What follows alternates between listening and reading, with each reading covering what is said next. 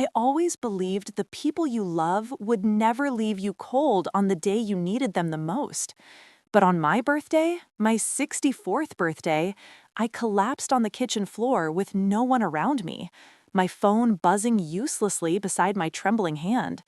My son ignored every call, until a text meant for someone else changed the course of my life forever. I woke up that morning already feeling a strange heaviness behind my eyes. Birthdays used to feel like something warm, like sunlight filtering through a window, but this one felt more like a cloudy morning where the sky couldn't decide whether to rain or hold itself together. I pulled myself out of bed slowly, listening to the faint ache in my joints, telling myself it was nothing, just age, just another year. My son, Daniel, used to wake me with a video call. He had done that for years, even after he moved 2,000 miles away for his job. But today, nothing. Not even a message. Not even the casual, "Hey mom, hope you're good," he sent when he was too busy for real conversation. I sat at the edge of the bed, staring at the silent phone, and whispering to no one, "He probably just forgot to wake up early. It's fine." I was lying to myself. It wasn't fine. Still, I forced myself into the kitchen. Birthdays were never meant to be lonely, but when my husband passed 5 years ago, the celebrations faded into quiet habits and small routines that reassured me I still existed in someone's world. Today, those routines felt hollow. I filled the kettle and set it on the stove. The house felt colder than usual, the kind of cold that creeps into your bones, even though all the windows are shut.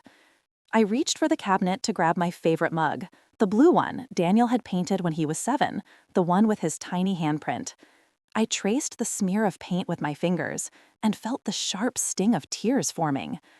My chest tightened, and I tried to swallow the lump in my throat.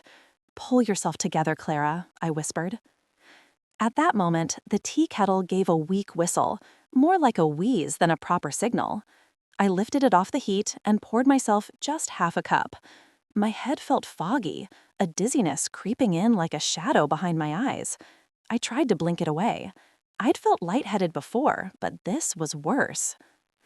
I reached for the counter to steady myself, just as my phone buzzed. My heart jumped? Daniel? But no, it was just a telemarketing message, wishing me a happy birthday with a discount code I would never use. I forced a smile anyway. "At least someone remembered," I muttered, letting myself laugh at my own sadness. I dialed Daniel. The ringing felt too long, and then it clicked straight to voicemail, after one ring. Not 5, not 4, 1. He sent me to voicemail manually. "Hi, sweetheart," I said softly, trying to sound cheerful. "It's your mom. Just wanted to hear your voice today. Call me when you can. Love you." I kept stirring my tea long after the message ended, long after the steam stopped rising from the cup. I don't know how long I stood there. Another wave of dizziness slammed into me, this one sharper, heavier, like my body suddenly lost its balance with itself. I gripped the counter tightly. My vision blurred at the edges, shapes melting into each other. I tried speaking aloud. Something is wrong. My voice sounded distant, like it belonged to someone else. I reached for my phone again. My fingers trembled so badly, I almost dropped it. I dialed Daniel twice more. Both times he declined. The pain in my chest deepened, not physical, but emotional. My son, the boy who used to cling to my leg whenever he felt scared, the boy who cried when he thought he'd lost me in a grocery store aisle, the boy who once promised, at age 10, "Mom, I'll always be there for you," had no time for me today. I wasn't angry. I was heartbroken. I leaned against the table, breathing slowly, willing myself not to panic. "You're fine," I told myself. "Maybe you didn't eat enough breakfast." But then my knees buckled. The room spun violently, the floor tilting like a ship on rough water. My hands slipped off the counter, and my mug crashed beside me as I collapsed. Pain shot through my hip, a sharp, stunning shock. I cried out involuntarily, a helpless sound swallowed by the empty house. I tried to move. My legs wouldn't obey. A wave of nausea rolled through me, and my vision went darker at the edges. The phone lay just an arm's length away. I reached for it, fingers shaking, scraping against the tiles. I managed to pull it closer. I dialed Daniel one more time. Voicemail again. This time, I didn't leave a message. I just listened to the silence after the beep and let tears run down my face. I scrolled shakily and found my neighbor, Elena. She was a sweet woman in her 70s who lived 2 houses down. But before I could hit call, another dizziness hit so hard my vision went white. I don't know how long I stayed that way. Maybe seconds, maybe minutes. But when the world came back, blurry and slow, my phone was still in my hand. I finally managed to tap Elena's name, but it didn't dial.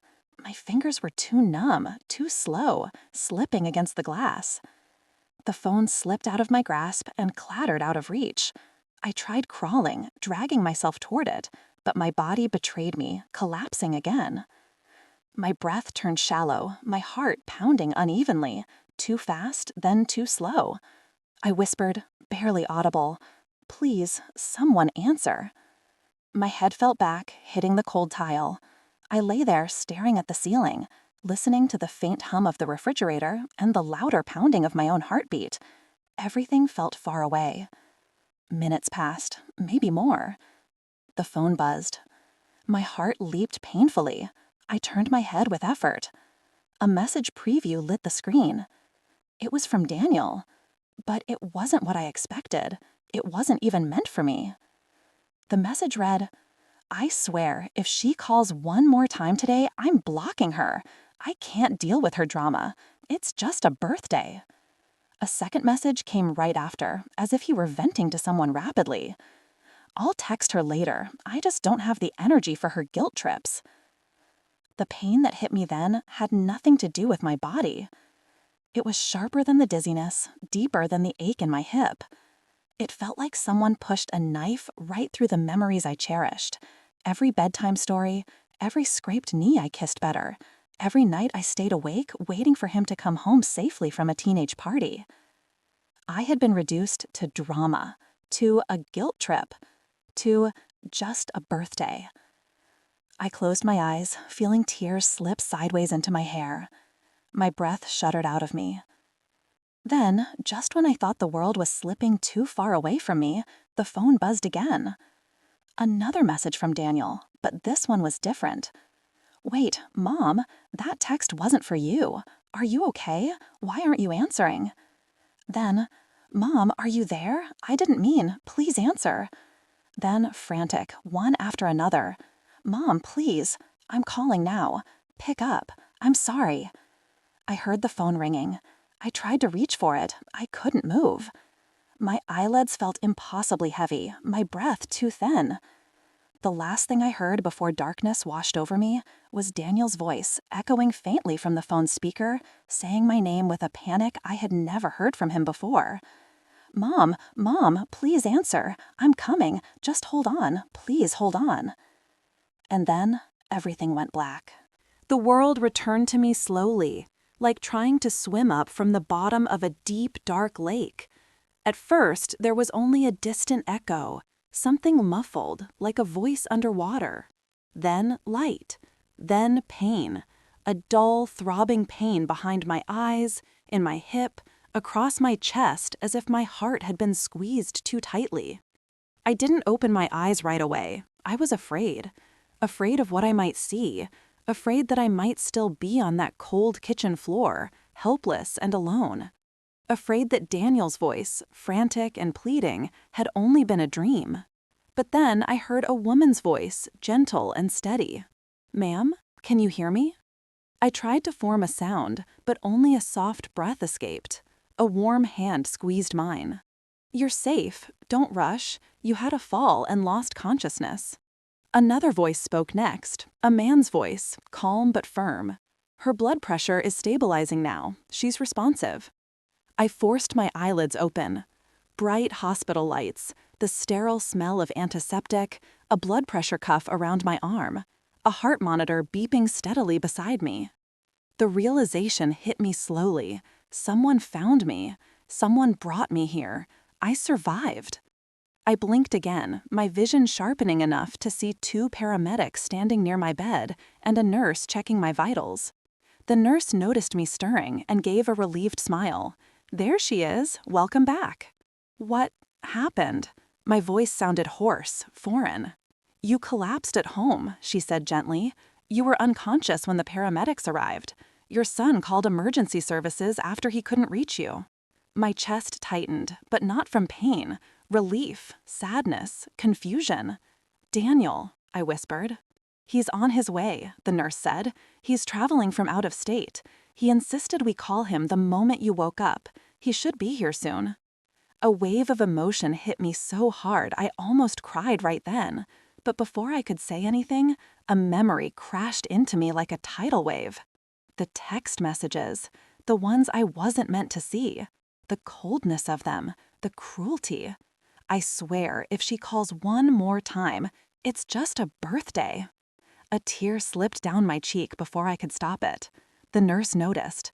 "You're okay now," she reassured me softly, misunderstanding. "You're safe." I didn't correct her. I didn't have the strength. The paramedics gave a final update about my vitals, then left the room. The nurse adjusted my IV and offered me a small sip of water. My body felt heavy, fragile, as though I might shatter if someone touched me too suddenly. "Do you know what caused it?" I asked quietly. "You were dehydrated, and it looks like you hadn't eaten much," she explained. "Your blood pressure dropped suddenly. Also, stress can play a huge part." Stress, yes, that part made too much sense. After she left, the room fell silent except for the rhythmic beep of the monitor. Every second felt stretched out, like time itself was holding me by the shoulders, forcing me to sit with the weight of everything that had led to this moment. I stared at the ceiling and tried to swallow the ache in my throat. Daniel hadn't wanted to talk to me on my birthday. He was tired of me, tired of my calls, tired of my existence maybe. And yet, he still called the ambulance, still panicked, still rushed to me. I didn't know what to feel. Hours passed in slow motion. Nurses came and went. I drifted in and out of light sleep. Each time I woke, I glanced toward the door, expecting Daniel to walk through it. But he didn't. Not until later that afternoon, when the door finally swung open and he appeared, breathless, eyes red, hair disheveled, suitcase still in his hand as if he had run straight from the airport. "Mom?" he choked out. Just that one word, and his voice cracked like glass breaking. I felt something deep inside me fracture. He rushed to my bedside before I could even sit up properly. His hands cupped mine, warm and trembling. "Oh my God," he whispered. "Mom, I thought you were gone." I looked at him, the boy who used to fit in the crook of my arm, who used to climb onto my lap even when he was too old for it, who used to scribble "I love you, Mommy" in crayon on every birthday card he ever made me. And now, here he was, grown, overwhelmed, scared, and the same boy all at once. But the memory of his texts cut through the moment like a blade. I stiffened without meaning to. His grip faltered slightly, but he didn't let go. "Mom, say something," he pleaded. "You came," I whispered. It sounded more hollow than I intended. "Of course I came," he said. "The hospital called and said you collapsed. I left everything. I got on the soonest flight. He broke off, voice cracking again. I looked down at our hands, seeing how tightly he was clutching mine, as if he were afraid I might vanish. His eyes were filled with tears now, clinging to the edges of his lashes. But I couldn't ignore the truth. It hovered between us like smoke. "You didn't pick up my calls," I said softly. His shoulders sagged. He looked away, jaw tightening. "Mom, yeah," he breathed out shakily. "I'm sorry." A long silence stretched between us. "I saw your messages," I whispered. His eyes snapped up to mine in raw horror. "Mom, please, please listen. I didn't mean for that to happen. That text wasn't supposed to go to you." "But you meant what you said," I replied faintly. He flinched like the words hit him physically. "I said them because I was frustrated, not because I don't care, not because I don't love you." I squeezed my eyes shut, overwhelmed by the mix of hurt and exhaustion flooding me. You called me drama. He bowed his head, pressing his forehead to the edge of the bed. I know, he whispered. I know, and I wish I could take it back. I stayed silent. You don't understand, he continued quietly, voice trembling. I've been drowning, Mom. Work is insane. I barely sleep. My life feels like it's on fire, and every time the phone rings, I panic that it's something else I have to fix. I wasn't angry at you. I was angry at everything. His voice shook with every word, and I took it out on the one person who never deserved it. My eyes softened in spite of myself. He lifted his head slowly, and when he looked at me, I saw something I hadn't seen in years. Pure vulnerability, not hidden behind sarcasm or rushed phone calls. Real, open vulnerability. I wasn't ignoring you to hurt you, he said, eyes glistening. I didn't realize how much you needed me. I didn't realize how alone you felt. I didn't realize I was hurting you. I felt tears burning behind my eyes. He swallowed hard. And when the hospital told me you collapsed, I felt like the worst son alive. He leaned in closer, voice breaking. Mom, I am so sorry. He took my hand again, this time gentler. I love you. I never stopped loving you. I'm not good at showing it anymore. The sincerity in his voice tugged at something deep in me. A mother's love is strange. It stretches, bends, breaks, heals, rearranges itself around the child you once held, even when they hurt you. I reached up and touched his cheek softly. Daniel, I whispered, you should never feel like you can't come to me. You shouldn't have to carry everything alone. He closed his eyes, leaning into my touch like he was a child again. I was scared, he admitted, scared of disappointing you, scared of not being enough. My heart ached. You've always been enough. He shook his head slightly. I haven't treated you like you matter. That isn't true, I said softly, but you forgot for a while, and I felt it. Our eyes met, both filled with unshed tears. He brushed a strand of hair from my forehead. I'm going to fix this, Mom. I swear. I'll do better. I'll be there. I'll call. I'll visit. I won't make you feel like you're a burden ever again. I searched his face, looking for honesty, and I found it. But pain still lingered inside me, fresh and raw. I want to believe you, I whispered. He nodded, squeezing my hand. A nurse entered the room then, gently interrupting the moment. I'm sorry, I need to run a quick check. It'll only take a minute. Daniel stepped aside, but didn't let go of my hand. He stood there, watching me intently, worried etched into every line of his face. As the nurse checked my vitals, Daniel whispered, I'm not going anywhere. Not now, not for as long as you need me. And for a moment, despite the pain, despite the fear, despite the ache of those hurtful messages still lingering in the back of my mind, I believed him. But healing isn't instant. Forgiveness isn't immediate. And deep inside my heart, I could feel something shifting, something fragile and painful, something that would change everything in the days to come. Recovery isn't a moment. It's a slow, uneven return to yourself, one hesitant step at a time. And in the days that followed, I found myself navigating something far more complicated than weakness in my bones or dizziness in my head. I was healing from the kind of hurt that lives deep in the heart, the kind that doesn't show up on hospital scans. Daniel stayed. Not for an hour, not for a few guilt-soaked moments of apology. He stayed for days. He refused to leave my side that first night, despite the nurses telling him he needed rest. He dragged the uncomfortable plastic chair across the room until it sat directly beside my bed, folded himself into it, and tried to sleep with his head resting near my hand. I watched him drift in and out, his shoulders tense even when unconscious. He looked young like that, young and fragile. His adulthood had painted him in stress and exhaustion, but asleep, he looked like the same boy who used to knock on my bedroom door during thunderstorms, clutching his blanket. He didn't know I watched him fight tears as he thought I was asleep. He didn't know that each time he adjusted my blanket or lifted my cup so I could sip water, my heart felt pulled in two directions, love and pain, both powerful and tangled. In the morning, as the sunlight slipped through the blinds, he stirred and sat up straighter. "Morning, Mom," he whispered. His voice was gentle, gentler than it had been in years. I smiled softly. "Morning. Do you need anything? Water, breakfast, another pillow?" I shook my head, touched by his eagerness. "Just sit with me." He did, without hesitation.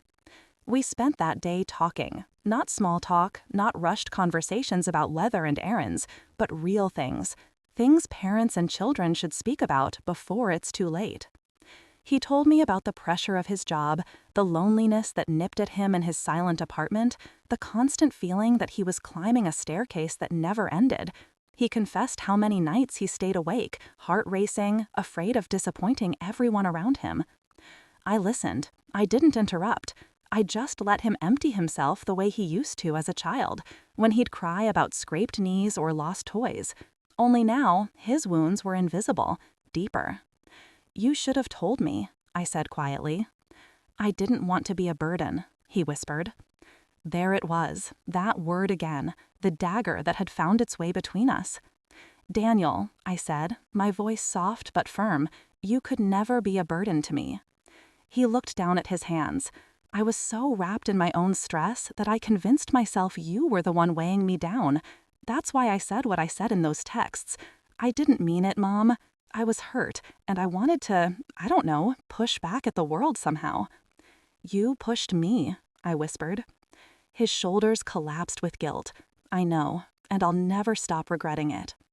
I reached out, placing my hand over his. "But you came when I needed you. You showed up." He looked up at me, eyes glistening. "I would have come even if I had to crawl here, Mom." That was the first moment I felt something inside me unclench. The next 2 days blurred together in slow, tender moments. Daniel helped me walk for the first time down the hospital hallway, his arms steady around my back, moving at my pace, not his. He fluffed my pillows, brushed my hair gently when I was too tired, and apologized, quietly, repeatedly, in the pauses of conversation. But something else changed too. I began to see him not just as my son, but as a man trying desperately to hold himself together in a world that demanded more than it ever gave back. And he began to see me not just as the mother who would always be there, but as a person, one who could break, bend, hurt, collapse, one who needed him sometimes. The night before I was discharged, he sat beside my bed again, fidgeting with his hands. I could tell he was anxious. "Mom," he said quietly, "I need to tell you something." I turned toward him. "What is it?" He hesitated long enough that I began to worry. "When the hospital called," he said slowly, "I panicked. I didn't think at all. I left my job." I blinked. "You what?" "I quit," he confessed, voice cracking. "I walked into my boss's office, told him I needed time, real time, and he said they couldn't guarantee my position if I left. So I handed in my resignation." "Daniel," my throat tightened. "I know it sounds reckless," he said, "but Mom, I realized something. I've spent so long climbing and climbing, chasing promotions, money, titles, and for what? I was losing myself, and I was losing you." Tears pooled in my eyes. "I don't need that job to be okay," he continued, "but I need you." Hearing those words was like someone stitching a deep wound inside me, slow, careful, healing. "You didn't have to do something so drastic," I whispered. "I didn't," he whispered. There it was, that word again, the dagger that had found its way between us.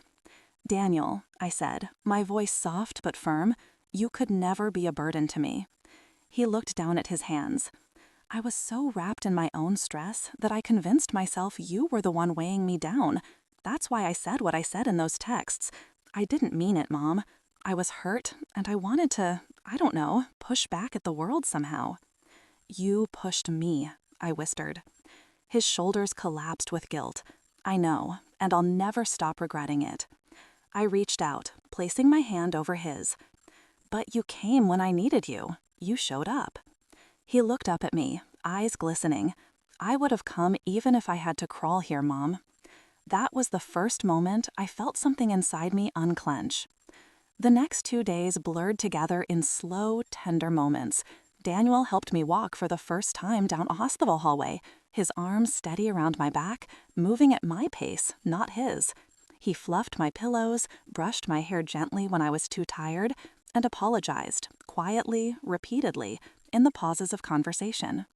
But something else changed too. I began to see him not just as my son, but as a man trying desperately to hold himself together in a world that demanded more than it ever gave back. And he began to see me not just as the mother who would always be there, but a person, one who could break, bend, hurt, collapse, one who needed him sometimes. The night before I was discharged, he sat beside my bed again, fidgeting with his hands. I could tell he was anxious. "Mom," he said quietly, "I need to tell you something." I turned toward him. "What is it?"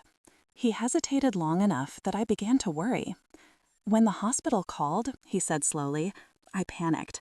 I didn't think at all. I left my job." I blanked. "You what?" "I quit," he confessed, voice cracking. "I walked into my boss's office, told him I needed time, real time, and he said they couldn't guarantee my position if I left. So I handed in my resignation." "Daniel," my throat tightened. "I know it sounds reckless," he said, "but Mom, I realized something. I've spent so long climbing and climbing, chasing promotions, money, titles, and for what? I was losing myself, and I was losing you." Tears pooled in my eyes. "I don't need that job to be okay," he continued, "but I need you." Hearing those words was like someone stitching a deep wound inside me, slow, careful, healing. "You didn't have to do something so drastic," I whispered. He shook his head. "I did, because I kept promising myself I'd find time for you later, but later nearly came too late." He reached for my hand and held it gently. "I want to be better. I want us to be better." I squeezed his fingers. "We already are." The next morning, the nurse helped me change into comfortable clothes, and Daniel waited with the discharge papers. He kept fussing over me as we walked outside, even though I insisted I could manage.